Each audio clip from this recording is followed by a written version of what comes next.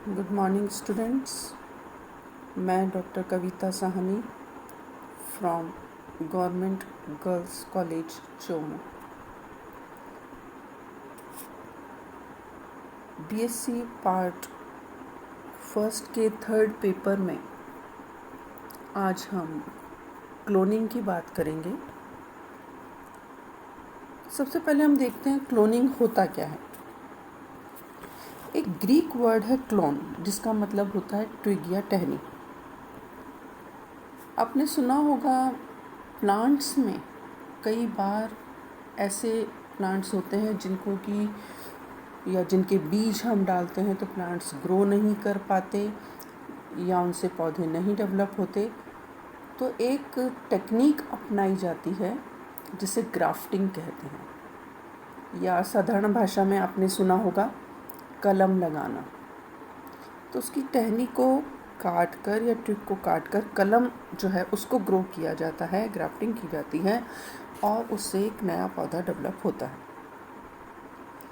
तो इस तरीके से जब नए पौधे डेवलप किए जाते थे तो कई बार साइंटिस्ट के दिमाग में आता था कि क्या ऐसा एनिमल्स में भी किया जा सकता है। तो एनिमल्स में क्लोन बनाने के लिए तो जिस तरीके से प्लांट्स में जब कलम लगाई जाती है तो हूबहू वैसा ही पौधा डेवलप होता है। तो एनिमल्स में भी साइंटिस्ट ये कोशिश करना चाहते थे कि किसी तरीके से बिना सेक्सुअल रिप्रोडक्शन के, क्योंकि एनिमल्स में है जब वो सेक्सुअल रिप्रोडक्शन होता है तो बिना रिप्रोडक्शन के हूबहू बिल्कुल वैसा ही एनिमल या दूसरा इंडिविजुअल तैयार किया जा सकता है। लेकिन इसमें थोड़ी सी प्रॉब्लम थी। क्यों? क्योंकि एनिमल्स में सेक्सुअल रिप्रोडक्शन जो होता है वो मेल और फीमेल गैमीट्स उनके फ्यूज़न के बाद जो जायगोट बनता है उसी से डेवलप होता है, और जो नया इंडिविजुअल बनता है उसमें सेम बिल्कुल ना तो माता जैसे ना पिता जैसे कैरेक्टर्स आते हैं, थोड़े उनसे अलग होते हैं। तो इसके लिए क्योंकि एनिमल सेल में किसी में भी ऐसी क्षमता नहीं होती, ये जो जेनेटिक सेल्स हैं, कि वो बिल्कुल वैसी की वैसी सेल्स बनाएं। और सबसे बड़ी बात कि जो सोमेटिक सेल्स हैं उनमें जो है जैसे प्लांट्स होता है उनमें जो पूरा ऑर्गेनिज्म है वैसा नहीं बन सकता एनिमल्स के केस में। तो ये सब चीज़ें जब साइंटिस्ट ने स्टडी करी तो उन्हें समझ में आ गया कि किसी भी एक सेल से कोई पूरा ऑर्गेनिज्म जो है वो केवल जाइगोट से ही बन सकता है। यानी जाइगोट ही एक ऐसी सेल है जिससे कि पूरा ऑर्गेनिज्म बन सकता है डिवीज़न के बाद। तो इसके लिए जो एक साइंटिस्ट है गोर्डन, उसने एक एक्सपेरिमेंट किया था कि मेंढक पे किया था एक्सपेरिमेंट, और जो अनफर्टिलाइज्ड एग है उसका जो न्यूक्लियस है उसको अल्ट्रावायलेट रेज से डिस्ट्रॉय कर दिया था, और फिर उस टेडपोल की इंटेस्टाइन से कुछ सेल्स लेकर उसका न्यूक्लियस उसमें इंट्रोड्यूस कर दिया। उसके बाद जब उस सेल में डिवीजन्स हुए, डेवलपमेंट हुआ, तो जो कुछ सेल्स हैं उनमें तो क्लीवेज नहीं हुआ, कुछ से टेडपोल बना और आगे डेवलपमेंट हुआ। लेकिन इस टेक्निक को जब साइंटिस्ट ने बाद में स्टडी करने की कोशिश की तो ज़्यादा सक्सेस नहीं मिली और केवल टेडपोल जो है बन के रह गया, आगे उसमें डेवलपमेंट नहीं हुआ। तो इसलिए ये स्टडी लगातार चलती रही और ये जो प्रोसेस सेम इंडिविजुअल बनाने का वो कहलाया क्लोनिंग। तो ये जो क्लोनिंग है वो दो तरह की हो सकती है। एक होती है जीन क्लोनिंग। जीन क्लोनिंग में सेम जीन जो है वो प्रोड्यूस की जाती है, और जो क्लोनिंग है उसमें क्लोनिंग को रिप्रोडक्टिव क्लोनिंग होती है, यानी कि पूरा ऑर्गेनिज्म उससे डेवलप होता है, और दूसरी तरह की जो क्लोनिंग होती है वो थेरेप्यूटिकल क्लोनिंग होती है।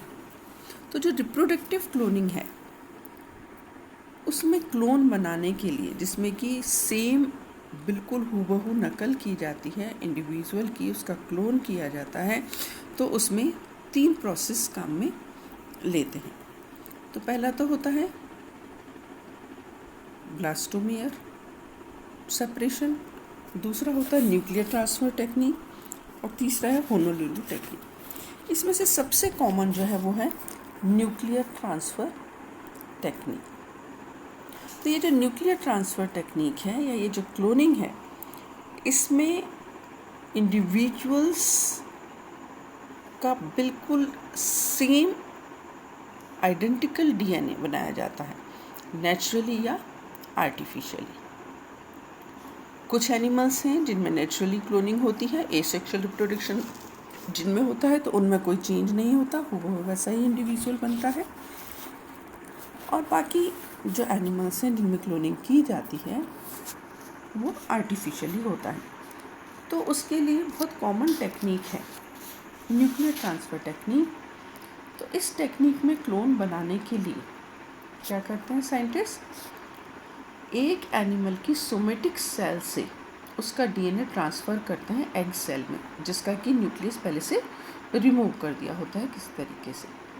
और फिर वो एग जब डेवलप होता है, उसमें आगे डिवीजन्स होते हैं और एम्ब्रियो बनता है, तो उसमें जीन्स जो है बिल्कुल सेम होंगे डोनर सेल के।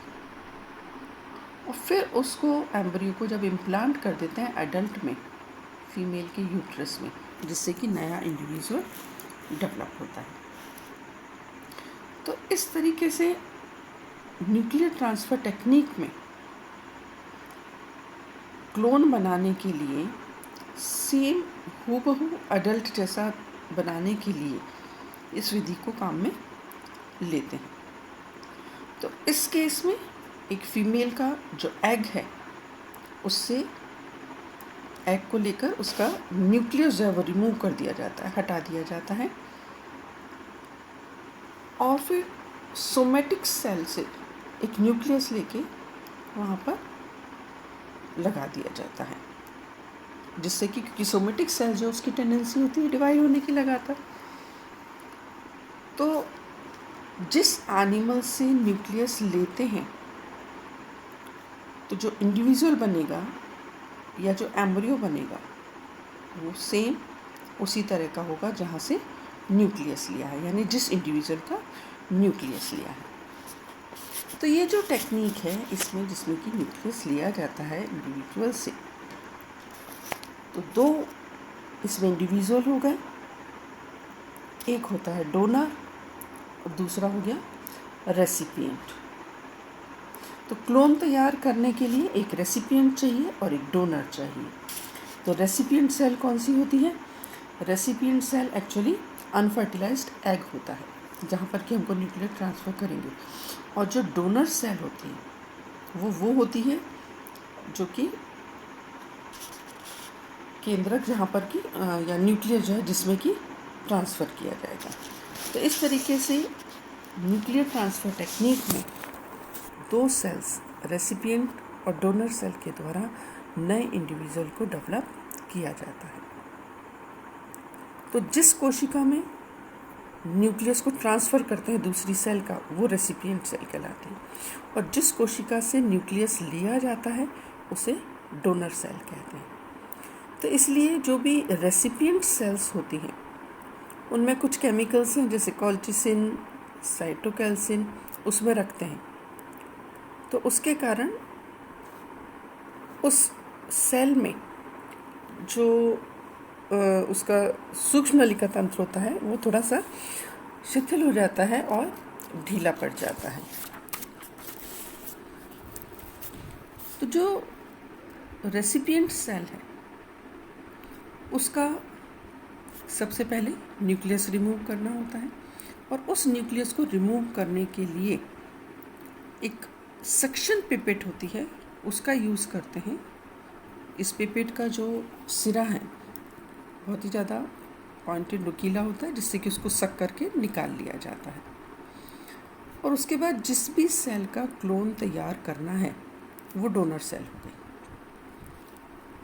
तो जो डोनर सेल है उसकी कोई भी एक सेल लेकर उसकी कोई भी सेल जो है वो डोनर सेल बन सकती है, जो इंडिविजुअल जिसका कि हमें क्लोन बनाना है।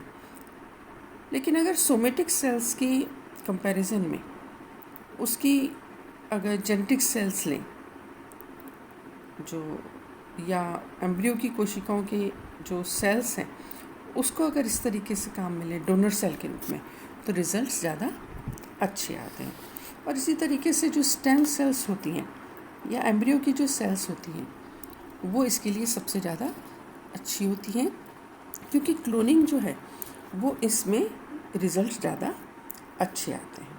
तो इस तरीके से न्यूक्लियर ट्रांसफ़र टेक्निक के द्वारा क्लोन तैयार किए जा सकते हैं।